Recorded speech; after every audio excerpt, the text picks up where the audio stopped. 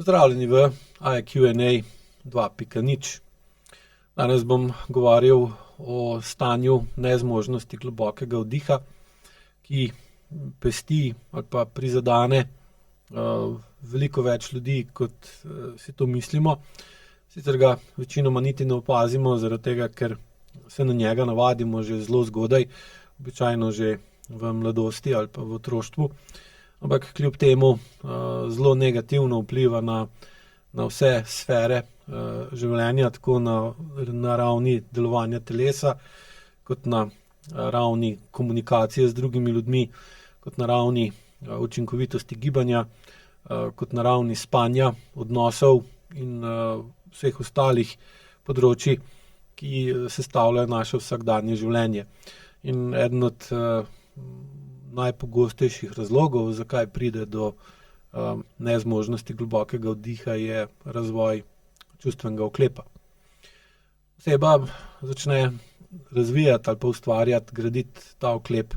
takrat, ko je dlje časa v okolju, da določenih občutkov, čustev, mnenj, vplivov, potreb in želja ne more varno izraziti. Seveda je sposobnost, da ta čustveni oklep ustvarimo akutno, se pravi občasno v določenih situacijah, povsem normalna in nujno potrebna, brez te enostavno nimamo meja, povemo vsakemu vse, to, kar si mislimo, če je res ali ni, če je prav ali ni. In se pravi, čustveni oklep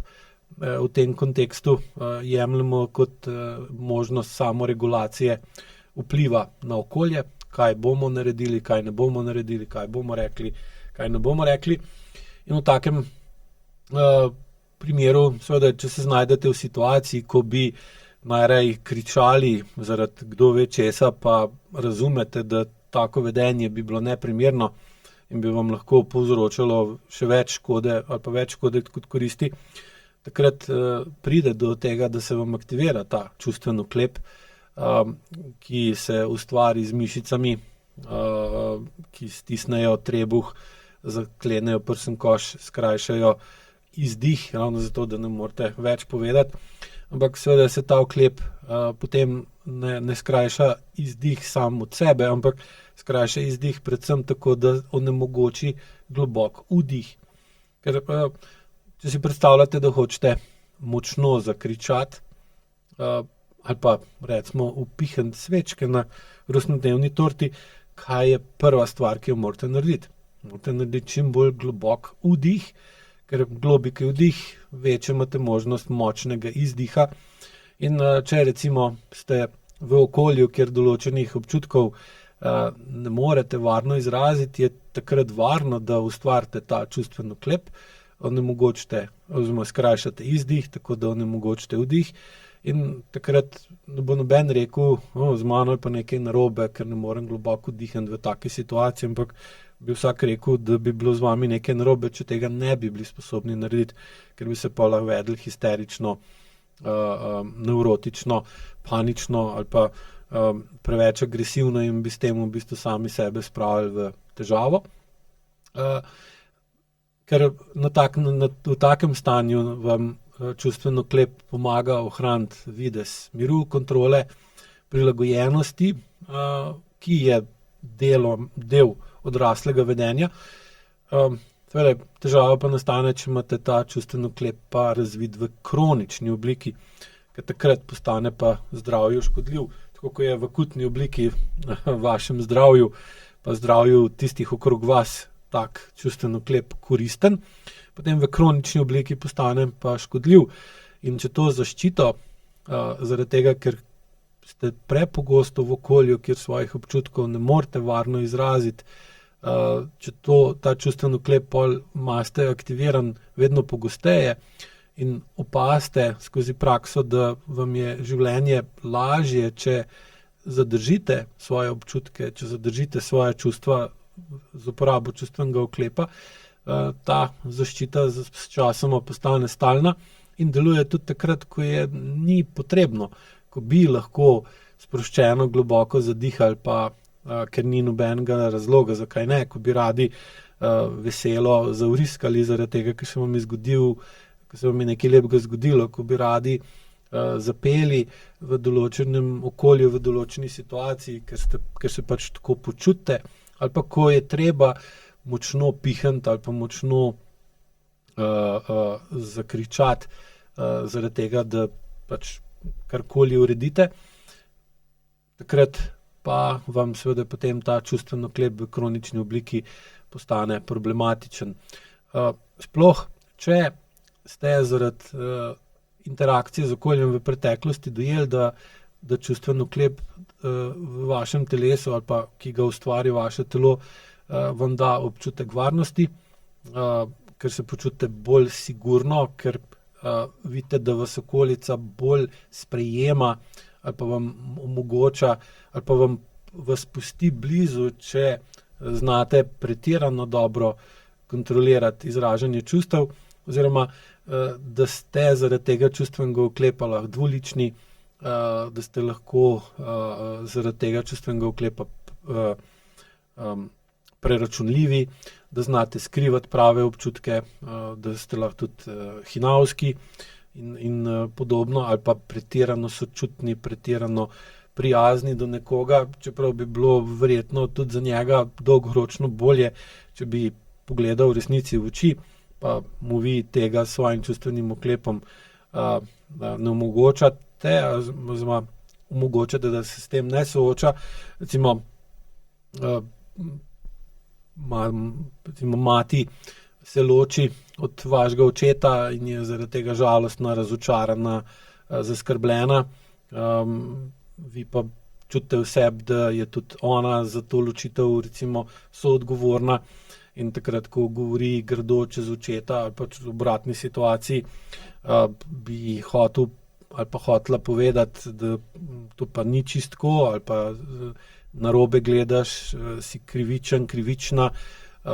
prelagaš odgovornost samo na nasprotno stran, nočeš pa prevzeti odgovornosti za svoje vedenje in za svoje posledice. In seveda ta napetost hoče iz vas ven, ampak to ne naredite, da ne bi prišli do zamere. Imel sem primer, recimo, če je hčerka povedala mami resnico o njej sami, je mama dobila tako močno reakcijo, da je imela 3 dni migreno in je potem po takem stanju mogla iti v spalnico in ni bilo 3 dni ven. In pa seveda je cela družina pritisnila na hčerko, da naj neha taka biti, in je seveda ona ustvarila močen čustven oklep, ki ga je dojela kot varnost, hkrati pa seveda ta oklep odvzame sproščenost, občutljivost in možnost polnega diha. In ravno ta kroničnost čustvenega oklepa ustvarja ponavljajoč se vzorec te napetosti, ki čez čas postane normalna in je nehamo čutiti, se nehamo zavedati, oziroma jo samo občasno opazimo, ko recimo gremo hitreje po stopnicah ali pa ko smo v določeni situaciji, pa se mogoče zavemo, da mi znamo bolj nadzirati lastna čustva kot nekdo drug. Mogoče to dojamemo celo kot superiornost, jaz sem pa boljši od tega, hkrati pa v bistvu imamo težave s spalno apnejo ali pa s kakšno drugo podobno težavo, ki izvira iz takega zadržanega dihanja, in postopoma izgubimo občutek, kakšna je razlika med sproščenim in kronično napetim stanjem. Spravo smo kot vitez, ki je skozi v oklepu, ki tudi spi v oklepu, ker se počuti dovolj varno, ali pa nevede s tem kaže, da je okolje, v katerem spi, preveč nevarno, da bi dal oklep sam sebe. Na to se sicer navadi, vsak bi mu pa rekel, to pa nimaš v redu, bi mogel poskrbeti za to, da greš spat v okolju, ki je varno in ki mu zaupaš. In seveda posledično taka oseba začne verjeti, da pač tako diha in da taka je, kar je pa bistvo ravno senzorno-motorične amnezije ali pa zastrtosti, da vzorec ostane, zavest o tem vzorcu pa oslabi. In zakaj forsiranje globokega vdiha ne pomaga? Ker pogosto mi rečejo, da uporabljajo Wim Hof ali pa holotropno ali pa tumo dihanje, da se potem nekaj časa počutijo boljše, ker sforsirajo globok vdih, kar je sicer kratkoročna rešitev, ki potem seveda tudi vodi običajno v odvisnost, na koncu pa v razočaranost, ker ni uspel projekt, čeprav je bilo v njega vloženo veliko časa in energije. Ravno zato, ker več vdiha pomeni več energije pomeni več občutenja in manj notranje obrambe. In telo, ki je dolg časa živelo v taki zaščiti, ker jo je dejansko potrebovalo zaradi nevarnosti v okolju, doživi rušenje take zaščite kot nevarno. In ravno tukaj forsiranje vdiha potem običajno še poveča napetost, namesto da bi jo zmanjšalo, in človek dobi občutek, da z njim nekaj ni v redu, ali pa da z okolico nekaj ni v redu, čeprav je odziv telesa logičen. Zato recimo uporabniki takih vrst dihanja se pogosto vedejo do okolice zelo negativno, ustvarjajo ločevanje, jaz sem takšen, ker delam to, vsi ostali ste pa čudni, ker tega ne počnete. In lahko pride tudi do sektaštva, da se skupaj postane ena sekta, ki tako diha in en druga tolažijo pa trepljajo po hrbtu, kako so dobri. V resnici pa postajajo vedno bolj zakrčeni, morajo iti vedno v večje pretiravanje, kar pa potem seveda zaklene tako njihove kolke kot kolena, probleme v križu povzroča in seveda tudi v delovanju trebušne votline. Ker sprememba nikoli ni učinkovita, če je hitrejša od sposobnosti telesa, da to spremembo prenese in jo dojame kot izboljšavo. In kako pri AIQ dihanju to spremembo lahko izveste? Izvedete jo in jo učinkovito odpravljate skozi daljše časovno obdobje, tako da začnete pri opazovanju sebe, ne pa pri siljenju sebe v nekaj, in se učite, kako zaznati, da se ta dih v določeni točki ustavi, kje vam utrdi trebuh, kje začutite, da gib dihanja izgubi tisto tekočo gladkost, fluidnost, in bolj ko to razumete, bolj opazite, da je osnova spremembe potreba po zmanjšanju tonusa, kroničnega povišanega tonusa mišic v trupu. In tukaj dejansko postane veliko bolj jasno, da je najbolj pomemben pri tem izdih, ker izdih znižuje notranji pritisk in v bistvu pripravlja prostor za boljši naslednji vdih, ki pa pride kot posledica večje urejenosti v telesu, ne pa kot rezultat močne volje in prisile. Višja urejenost v telesu pa ustvarjate z višjo urejenostjo odnosov v okolju, ker se s tem vpliv na okolje poveča, strah pred okoljem in nepredvidljivim odzivom okolja zmanjša in seveda pride do večje gibljivosti prepone, kar pa dvigne kakovost dihanja, zniža notranji tlak in zmanjša potrebo po tem, da pomagate dihati z vratom in rameni, ker se vam zaradi uklepa tukaj dol trebušna prepona zablokira, začnete pol dihati pa tukaj gor, ker ne morete tukaj dol. In seveda jasno potem vodi v hernijo vratu, protruzijo vratnih vretenc, kurji vrat, napete vratne mišice, ki potem negativno vplivajo na krvni tlak v možganski votlini in vodijo potem v glavobole, epilepsije, epileptične napade ali pa migrene. In posledično seveda začnete vedno bolj zaradi višanja čustvene zrelosti, ki je sestavni del AIQ učenja, čutiti sebe, svoje telo in svoje čustva, ker vas je manj strah samega sebe. Seveda, če vas je bilo strah okolja, v katerem ste odraščali, se ta strah ponotranji in pol, tako ko vas je bilo prej strah drugih, vas potem postane strah samega sebe. In ko zablokirate dihanje, seveda se od tega strahu navidezno umaknete, seveda pa strah ostane v vas in se nič ne spremeni dolgoročno, ampak potem iščete kratkoročne rešitve, ki pa nekaj časa same po sebi delujejo, pa se pa to vse skupaj poruši. Ob tem pa seveda spremenite tudi interpretacijo življenja,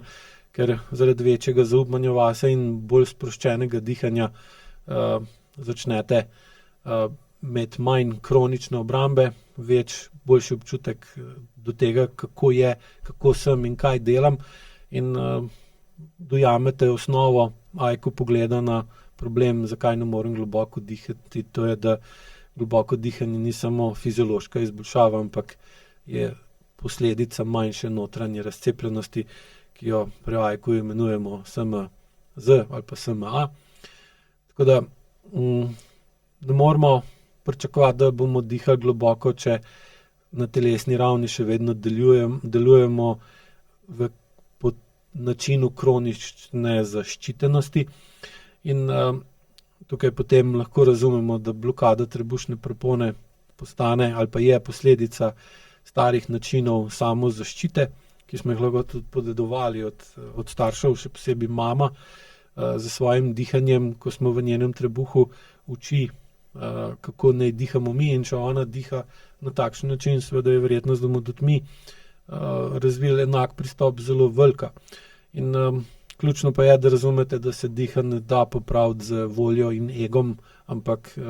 z tem, da to voljo uporabljamo za večjo zavest in postopoma zmanjšujemo kronično napetost,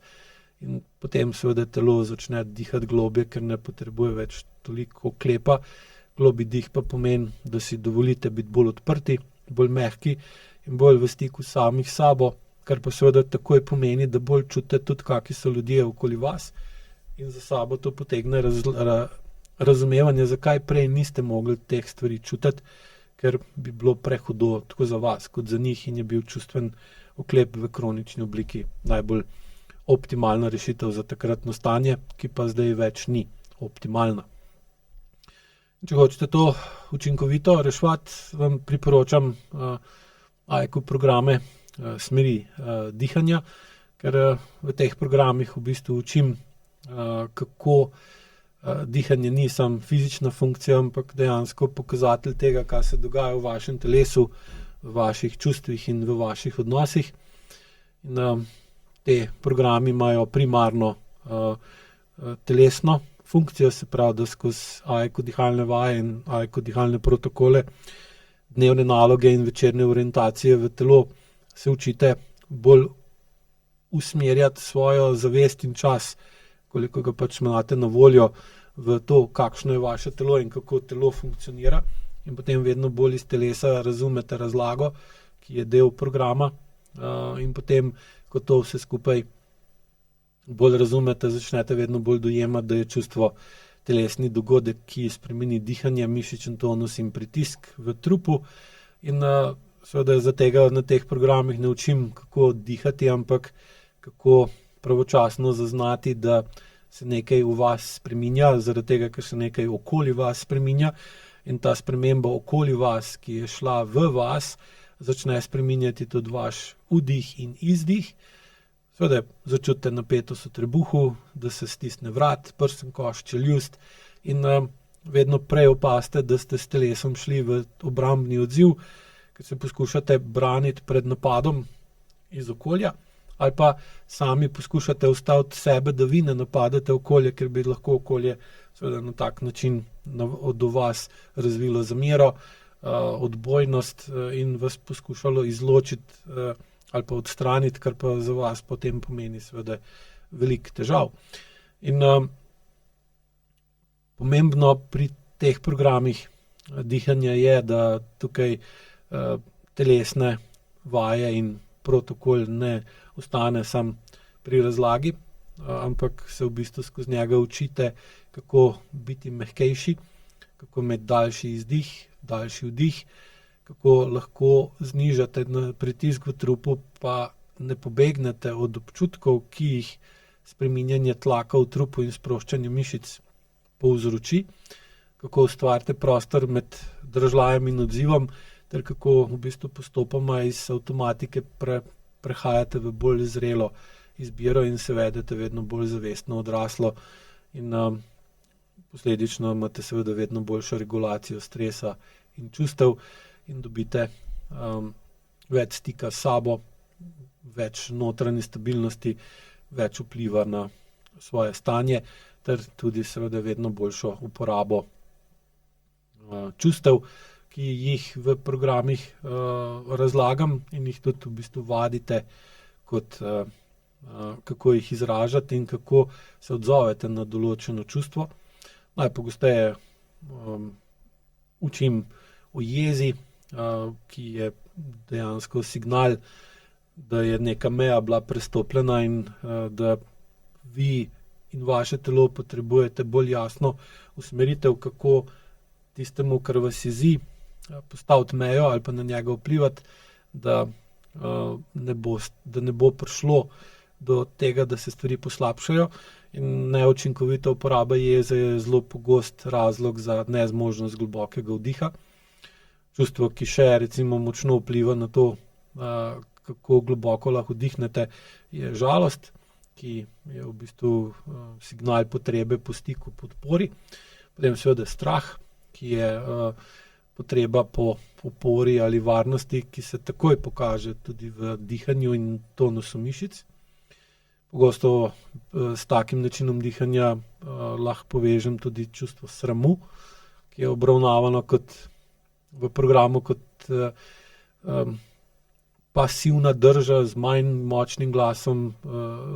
manj pogledom, bolj utesnjenim prsnim košem. Krivda je pogosto v ozadju takega dihanja, ker običajno v kombinaciji s sramom vpliva na tako držo, sključeno držo v rdeči luči, ki seveda otežuje vdih, že samo po sebi anatomsko, in s tem tudi v bistvu zmanjšuje željo po stiku in željo ali pa potrebo ali sposobnost, kako postaviti mejo, ker če ste kriv, potem vi nimate pravice postavljati meje, ker ste kriv. Seveda tisti, ki pa niso krivi, vam lahko postavljajo mejo, torej ste vi v podrejenem položaju zaradi krivde. Občutek napetosti, stanje, ki ga je treba najprej zaznati v telesu, da ga razumemo in potem iz te napetosti narediti neko koristno obliko. Potem je tudi razočaranost, ki je v bistvu eno od osnovnih čustvenih stanj, ki jih je običajno najbolj smiselno, preprosto in v stiku s telesom izraziti. Zaskrbljenost, ki onemogoča globok vdih, zaradi tega, ker nas je strah, nas je sram, se počutimo krive, smo razočarani, nimamo občutka, da bomo lahko karkoli naredili učinkovito in smo potem seveda zaskrbljeni. In seveda posledično vsega tega dobimo tudi stanje nemira, ki je že sam po sebi posledica previsokega notranjega pritiska in zaradi tega onemogoča globok vdih. In z nemira pridemo pa tudi tesnoba, v tesnobo, ki je samo po sebi stanje, ko dihamo s plitkim, hitrim dihanjem in je logično, da omejuje globok vdih. Če vas to mori, bremeni, onemogoča kakovost življenja in smatrate, da to, kar sem povedal, pije vodo, vabljeni na AIQ programe dihanja, da to počasi primete za roge in postopoma uredite. Hvala lepa.